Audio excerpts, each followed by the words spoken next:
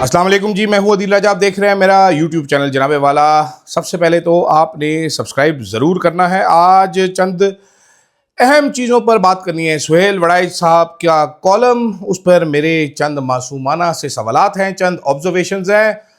27ویں ترمیم کی آمد ہے، پیپلز پارٹی کیا کرے گی، اور تحریک انصاف کی چیف الیکشن کمشنر پاکستان کے سب سے عظیم راجے سکندر سلطان راجے کے خلاف پٹیشن مسترد۔ یہ سپریم کورٹ نے 1 سال بعد آج بتایا ہے، پچھلے سال کی مسترد کی جا چکی ہے۔ اتنا فوری انصاف ملتا ہے سپریم کورٹ میں ہماری کہ مزہ ہی آ جاتا ہے، ٹھیک ہے۔ اچھا، اب جناب والا، اب ہمارے پیارے محترم جناب سہیل وڑائچ صاحب نے ایک کالم لکھا ہے۔ کالم میں انہوں نے بتایا کہ کیسے 2 سال ترلے منتیں جتن کرنے کے بعد، اپنے محسن نقوی سے 20 سالہ پرانی دوستی استعمال کرنے کے بعد، وہ بالآخر فیلڈ مارشل تک پہنچنے میں کامیاب ہو گئے، لیکن اس کے لیے ان کو بیرون ملک کا سفر کرنا پڑا، برسلز جانا پڑا۔ برسلز جا کے ان کی 2 گھنٹے کی ملاقات بالآخر ہو گئی، ان کو نروان مل گیا، وہ جو چاہتے تھے وہ ہو گیا۔ ان کی فیلڈ مارشل سے ملاقات ہو گئی، فیلڈ مارشل نے ان کے سوالات سنے، جوابات دیے، بہت ساری چیزیں اس میں کی گئیں۔ اسی انٹرویو کو پڑھتے ہی میں نے یہ کیپٹن امریکہ والی ٹی شرٹ پہن لی، کیونکہ آپ امریکہ کے ساتھ ہونا چاہیے آپ کو، تاکہ آپ ہر صورتحال میں عزت دار کہلائیں۔ تو جناب سہیل وڑائچ کا کالم پڑھا تو اس میں چند عجیب و غریب چیزیں بھی نظر آئی۔ ایک اس میں چیز تھی جناب والا، وہ معافی مانگنے کی بات کی گئی تھی کہ خدا معاف کر دیتا ہے، ابلیس ہو جاتا ہے۔ یہ ایگزیکٹلی جو ہے میرے سامنے کالم کھلا ہوا ہے، میں اس میں آپ کو بتانا چاہتا ہوں۔ انہوں نے کہا جی قرآن پاک کی سٹیج پہ بتایا، انہوں نے سیاسی حوالے سے کیے گئے سوال پر انہوں نے کہا کہ سیاسی مصلحت سچے دل سے معافی مانگنے سے ممکن ہے۔ اس حوالے سے انہوں نے سٹیج پر قرآن پاک کی آدم کی تخلیق اور شیطان کے کردار کے حوالے سے آیات کا متن اور ترجمہ سنا ہے، جس سے واضح ہوتا ہے کہ شروع میں فرشتوں کو آدم سے مسئلہ تھا، مگر خدا نے آدم کو تخلیق کیا تو سوائے ابلیس کے سبھی فرشتوں نے انسان کو خدا کا حکم اور کرشمہ سمجھ کے قبول کر لیا۔ گویا معافی مانگنے والے فرشتے رہے اور معافی نہ مانگنے والا شیطان بن گیا۔ یہ انہوں نے جناب والا سہیل وڑائچ صاحب نے بتایا ہے۔ معافی مانگنے والا یہ سارے لوگ جو ہیں وہ کہہ رہے ہیں کہ جناب والا یہ عمران خان سے ایک انڈائریکٹ ریکویسٹ ہے معافی مانگنے کی۔ ایک بار پھر مجھے نہیں معلوم، میرا خیال ہے سہیل وڑائچ صاحب نے کافی غلط یہ لکھ دیا ہے۔ جناب والا فارم 47 والے فرشتے بن گئے، عمران خان شیطان بن گیا، اور کیا یہ بات کہنا چاہ رہے ہیں یہ کچھ سمجھ نہیں آ رہی۔ سہیل وڑائچ صاحب نے جناب کافی بتایا کہ آرمی چیف کے پاس، فیلڈ مارشل صاحب کے پاس روڈ میپ بھی تھا، ان کے پاس ہر چیز تھی، ان کے پاس وہ تھا، لٹرم تھا، پٹرم تھا۔ میرے چند سوالات ذہن میں اٹھی یہ آرٹیکل پڑھنے کے بعد، وہ میں نے لکھ ڈالے، کیونکہ آپ کو پتہ ہے میں بڑا لکھاری ہوں، تو میں نے وہ لکھ ڈالے۔ اب سوال ہے کہ برسلز میں انہوں نے کہا کہ جی صدر وزیر اعظم کی تبدیلی کی افواہیں سراسر جھوٹ ہیں۔ یہ افواہیں پھیلانے والے عناصر ویسے کون ہیں؟ کیونکہ سہیل وڑائچ نے عناصر کے بارے میں بھی لکھ رہے ہیں، عسکری ذرائع بھی لکھ رہے ہیں، اور ان کے خلاف کارروائی کب ہوگی۔ اچھا، آرمی چیف صاحب نے اپنے آپ کو ملک کا محافظ، سپاہی شہادت کا خواہاں لکھا ہے۔ ایک انہوں نے کمانڈر ان چیف صاحب فیلڈ مارشل صاحب، آدم ابلیس کا قرآنی حوالہ دے کر کہا معافی مانگنے والے فرشتے، معافی نہ مانگنے والا شیطان۔ سوال یہ ہے کہ ریاست میں معافی کا معیار اب طے کون کرے گا؟ کیا سیاسی مخالفین کو مذہبی استعارے میں ابلیس سے کے قریب رکھنا، پولرائزیشن نہیں بڑھے گی اس سے؟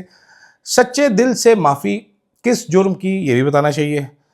کیا یہ پری کنڈیشن سیاسی عمل میں شمولیت کا نیا معیار ہے، یا یہ آئینی عدالت یا عدالتی طریقہ کار پہ غالب ہے کہ جناب آپ معافی مانگ لیں؟ ہیں جی۔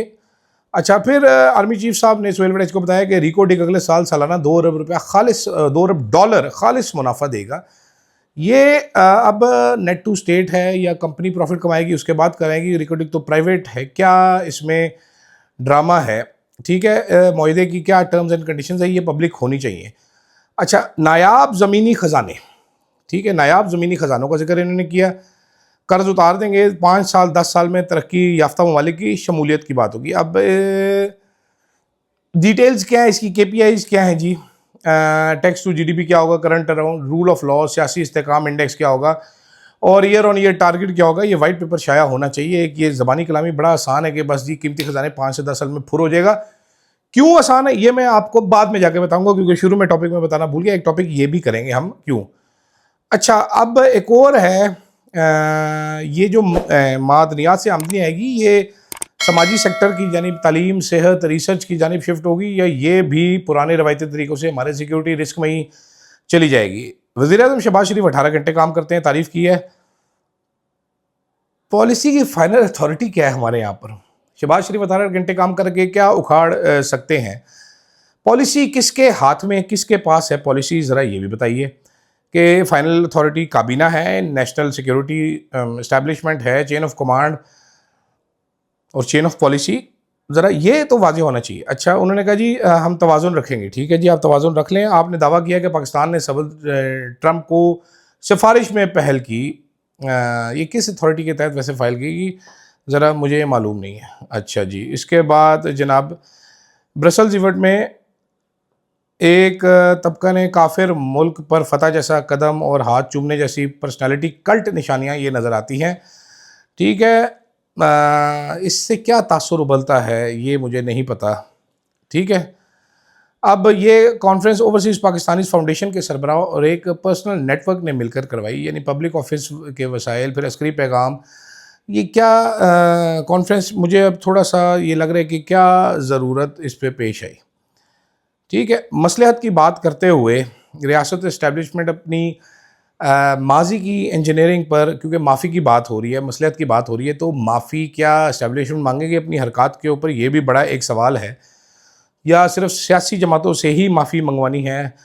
معدنیات پر انحصار سے جو آپ کی ویلیو ایڈڈ انڈسٹریز ہیں، آپ کی گورننس ریفارمز ہیں، یہ خطرہ کافی بڑھ جائے گا، don't you think so?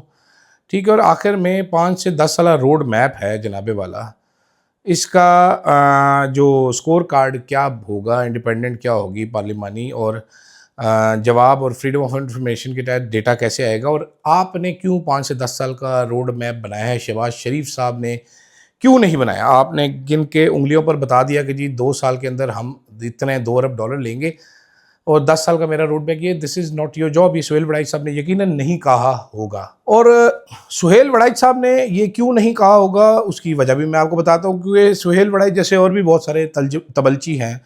Sohail وڑائی Bajwa doctrine لیے پھرتے تھے، آج حافظ ڈاکٹرائن کی کتاب ہاتھ میں پکڑے سمجھ جاتے ہیں۔ اس طرح کے بہت سارے اور بھی ہیں۔ ایک آدھا جل کڑ کے کہہ رہے ہیں کہ میرا باس جو ہے وہ thugs of Jang news, thugs of investigation, thugs of the news کے جو سربراہ ہے، اس کا تو روز ہی ہوتا ہے جی، لیکن وہ ذاتی فائدہ نہیں لیتا۔ تو اس طرح کے تبلچی جو ہیں وہ آپ کو کھلے عام ملیں گے۔ اور ان ساری باتوں میں میں سوال کیوں پوچھ رہا ہوں کہ جناب کیسے ہوگا، کیوں ہوگا؟ اس کی وجوہات ہیں کچھ۔ یہ منرلز جو ہیں یہ پاکستان میں پہلی بار وہ ڈسکور نہیں ہوئے جناب والا، ٹھیک ہے۔ یہ میں آپ کو پڑھ کے سناتا ہوں۔ 15 مارچ 1962 کو ایوب خان صاحب نے اپنی پہلی صنعتی پالیسی میں معدنیات کی دولت کو بنیاد بنانے کی کوشش کی۔ انہوں نے کیا کہا؟ ہمارا ملک اپنے نئے دور کی دہلیز پر کھڑا ہے، جہاں معاشی خود انحصاری سب سے بڑی ضرورت ہے۔ پاکستان کے پاس کوئلے کی کانیں، کھیڑا کی نمک کی کان اور دیگر معدنی ذخائر ایسے خزانے ہیں جو ہماری صنعت اور توانائیوں کی ضروریات کو پورا کر سکتے ہیں۔ اس کے بعد آئیں جناب 1970 10 اگست، جنرل یحییٰ خان یہ مشرقی پاکستان میں موجود تھے۔ انہوں نے معدنی وسائل کو نجات دہندہ بنا کر پیش کیا اور ساتھ ساتھ سیاسی استحکام پر بھی زور دیا۔ انہوں نے کیا؟ اس نازک موڑ پر پہلی دفعہ ذمہ داری قومی وحدت اور استحکام قائم رکھنا ہے۔ پاکستان معدنی وسائل سے مالا مال، کوئلہ، نمک اور دیگر ذخائر ہماری صنعتوں کو سہارا دے سکتے ہیں اور معیشت کو درکار آمدنی فراہم کر سکتے ہیں۔ اچھا آگے آ جائیں جناب، یہ تو بڑا پرانا ہے، ہماری پیدائش سے بھی پرانا ہے۔ آگے آ جائیں جی، جنرل ضیاء الحق 12 اکتوبر 1984، یہ جناب ضیاء الحق نے معدنی دولت کو اسلامی ٹچ کے ساتھ پیش کیا تھا۔ انہوں نے کہا تھا پاکستان کی معیشت عدل اور ایمان کے 2 ستونوں پر کھڑی ہونی چاہیے۔ ہمارے معدنی وسائل بلوچستان کے کوئلے سے لے کر پنجاب کی نمک کی کانوں تک اللہ کی طرف سے عطا کردہ تحفے ہیں۔ ہمیں ان کو دانائی سے استعمال کرنا ہوگا تاکہ ہماری صنعت ترقی کرے اور پسماندہ علاقے بھی خوشحال ہوں۔ میں آپ کو ڈیٹوں کے ساتھ دے رہا ہوں، ذرا میری ریسرچ ڈیپتھ دیکھیں ریسرچ کی۔ اچھا یہ بھی پرانا ہے کیونکہ اس ٹائم پہ چننے سے ہم آ جاتے ہیں جناب۔ پرویز مشرف، جنرل پرویز مشرف 23 نومبر 2004، ٹھیک ہے۔ اب یہ جناب مشرف نے غیر ملکی سرمایہ کاروں کے سامنے معدنی وسائل کی توانائی کو خود کفالت کا راستہ قرار دیا۔ انہوں نے کہا پاکستان کے پاس کوئلہ، तांबा और दीगर कीमती धातु समेत बेशुमार मादनी वसाइल हैं जो अभी तक पूरी तरह इस्तेमाल नहीं हुए। अगर हम इन्हें जिम्मेदारी के साथ तरक्की दें तो हम अपनी दरामदात कम कर सकते हैं और तवानाई में खुद कफील बन सकते हैं। मजीद उन्होंने कहा, हम सरमायाकार दोस्त माहौल कायम करने के लिए पुरज़म हैं। शफाफ कवानीन और पॉलिसियों के जरिए अपनी मादनी दौलत को कौमी खुशहाली का जरिया बनाएंगे।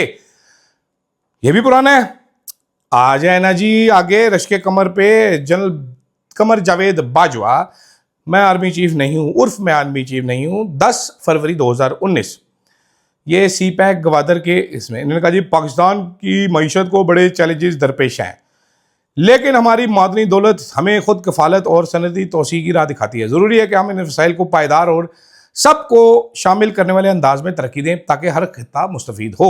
इसके बाद आ जाए जनाब ये फील्ड मार्शल आसिम मुनीर 2025। ठीक है, देखो, रिकोडिक हर साल $2 अरब का खालिस मुनाफा देगा जो हर साल बढ़ता चला जाएगा। पाकिस्तान के बाद नायाब मादनी खजाने हैं, इन्हीं खजानों से पाकिस्तान का कर्ज उतर जाएगा और पाकिस्तान दुनिया की खुशहाल तरीन अक़वाम में शामिल होगा। ये पढ़ते पढ़ते मेरे पसीने निकल गए, मेरा बुरा हाल हो गया, मुझे ब्रेक लेनी पड़ गई। मुझे लग रहा था ये 1960 से लेकर 2025 तक एक ही फाइल है जो कोई एक जो है मेरे जैसा कामचोर मेजर जो है वो हर बार आर्मी चीफ के सामने रखता है कि सर चेक करो जरा, एक नज़र डालें सर, ये चेक तो करें सर हमारे मादनी खजाने। तो जनाबे वाला उम्मीद है इस बार हम कोई पॉजिटिव आगे काम भी देखेंगे पायदार, सिर्फ बयान की हद तक ये बात नहीं रहेगी। आगे चलते हैं जनाब। 27वीं तरमीम तो आई के तो आई है, आई है। आज कराची के चंद ताजरों ने प्रेस कॉन्फ्रेंस की और प्रेस कॉन्फ्रेंस में वो NFC अवार्ड का रोना रोते रहे। मालूम नहीं क्यों उनको तकलीफ खाई जा रही थी सूबों की या वफाक की, कि वफाक के पास पैसे कम रह जाते हैं, सूबों के पास ज़्यादा रहते हैं। You are bloody private businessman, your only job is to run a profitable business और पूरा टैक्स अदा करना। टैक्स अदा करते वक्त आपके हाथ टूट जाते हैं, पाँव काट जाते हैं, जबान को लकवा मार जाते हैं, थूके मुंह से निकलना शुरू हो जाती है। आपका क्या काम है आके जी NFC पे तनकीद करना, अनलेस कि आपको पीछे से चाबी दी गई है और 7 चैनलों को चाबी दी गई है कि जाओ दफा हो जाओ, टीवी पे चढ़ जाओ और ये बकवास याद करो। तो इससे मैं ये नतीजा अखज़ करने पर मजबूर हूँ जनाबे वाला कि हुजूरे वाला प्यारे प्यारे बच्चों, 27वीं तरमीम आई कि आई ते बिलावल ते जरदारी एनू रोक के वखान, क्योंकि फील्ड मार्शल साहब की जो आज सुहेल वड़ाइच साहब के साथ गुफ्तगू है, सुबह इस पर तज्जिया करूँगा, उसमें किसी और सियासतदान का जिक्र नहीं है, सिर्फ शहबाज शरीफ है जो आंखों का तारा राज दुलारा है। तो इसका मतलब है कि पीपल्स पार्टी रोक के दिखा दे। अब पीपल्स पार्टी बड़ी जफियाँ डालती थी 18वीं तरमीम को, अपना कौन कौन सा थूका हुआ चाटेगी, देखते हैं हम आगे जाके। और आखिर में जाते जाते लंबा हो जाएगी, लंबी वीडियो करनी नहीं चाहिए, आपको पता ही है, छोटी वीडियो ज़्यादा बेहतर रहती है। तो जनाबे वाला आखिर में जाते जाते आपको ये बता दूं कि तहरीक इंसाफ की जो रेफरेंस था, इमरान खान को जो रेफरेंस था चीफ इलेक्शन कमिश्नर के बारे में, वो सुप्रीम कोर्ट ने मेजॉरिटी से रिजेक्ट कर दिया है। मुझे नहीं मालूम कि इस रिजेक्शन की वजह क्या है, ये वजह क्यों दरपेश आई रिजेक्ट करने की, लेकिन मुझे ये पता है कि रिजेक्ट कर दिया गया है, तो अल्लाह बेहतर करे। लेकिन मैं पहले से कह रहा हूँ तहरीक इंसाफ को जिद्दोजहद करनी पड़ेगी, जिद्दोजहद के बगैर कोई तरीका नहीं है, इनको या अफरीदी के होते हुए इंसाफ नहीं मिलेगा। तहरीक इंसाफ वाले बड़े ही बेवकूफ़ होंगे अगर वो जस्टिस या अफरीदी के होते हुए इंसाफ की तवक्को करें। जद्दोजहद तगड़ी और ज़्यादा करनी पड़ेगी। फीडबैक ज़रूर दीजिएगा जनाबे वाला, क्या फीडबैक आप भी देंगे। अल्लाह हाफिज़।